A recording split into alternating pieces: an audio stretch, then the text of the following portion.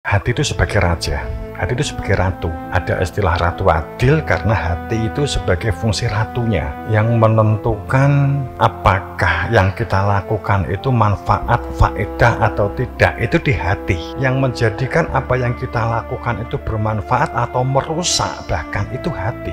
Hati sanubari atau hati nurani, bahwa Allah tidak menciptakan hati di dalam satu rongga manusia. Ayatnya kan makaten, ayatnya demikian. Allah tidak menciptakan dua hati dalam satu rongga. Jika hati sanubari berfungsi, nuraninya mati. Jika nurani berfungsi, sanubarinya mati. Yang ini akan kita butuh waspada. Kita track itu ya kamu tafakuri. Jangan sampai hati sanubari itu mengendalikan kehidupan kita. Kemudian hati nurani itu berfungsi hanya jika kamu mengenal jati dirimu.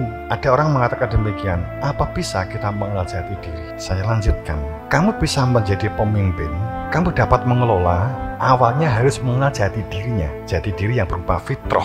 Intinya manusia itu fitrahnya. Dan untuk mengenal jati diri itu mutlak mengenal Tuhan.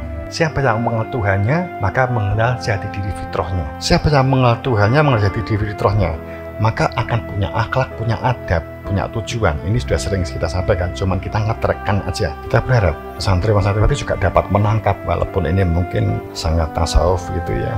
Terkadang saya tuh mau ngaji kayak sing guyon, sing apa kayak menungso patuh karo wong tuwa akhlak gitu. Karena kono ngene pan kayak hambar gitu ya. Jadi sekali lagi bahwa hati nurani itu hanya berfungsi, hanya jika berfungsi, maka akan dapat menggerakkan fungsi sebagai ratu. Namun, jika yang berfungsi adalah sanubari, maka yang berfungsi iblis. Gerak-geriknya setan, koneksinya jin. Jadi di dalam hati itu iblis jangan dibayangkan makhluk yang Gusti Allah gawe iblis kemudian di ndase enek sungu.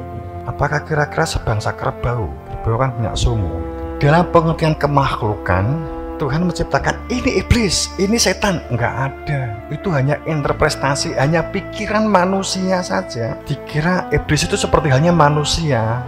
Setan juga sama, dikira juga seperti manusia, memang tapi nggak kelihatan bedanya. Kemudian setan ini memang tugasnya menggoda. Kalau dia menggoda dengan baik, berarti kan dia kan ahli surga. Wong memang dia diciptakan, ditugaskan untuk menggoda manusia. Kalau ternyata yang digoda itu nggak larut terhadap ikut menjadi pengikutnya setan, apakah berarti setannya yang masuk neraka? Kalau yang digoda ternyata gagal, umumnya dia menciptakan manusia. Walaupun mungkin sekarang juga mungkin setan-setan sudah banyak yang pensiun, agak mungkin nyantai gitu. Karena sudah tidak digoda, ternyata sudah digantikan perannya oleh manusia. Manusia banyak yang masuk neraka, setan-setannya masuk surga. Karena fungsinya berhasil. Jadi kalau iblis diciptakan memang tugasnya untuk menggelontorkan manusia ke neraka. Menjadi nggak masuk akal kalau iblis itu masuk neraka. Kalau diri kamu tuh tahu diri kamu iblis, ya kamu goda saja manusia yang lain. Kalau kamu setan, saya itu memang setan gitu.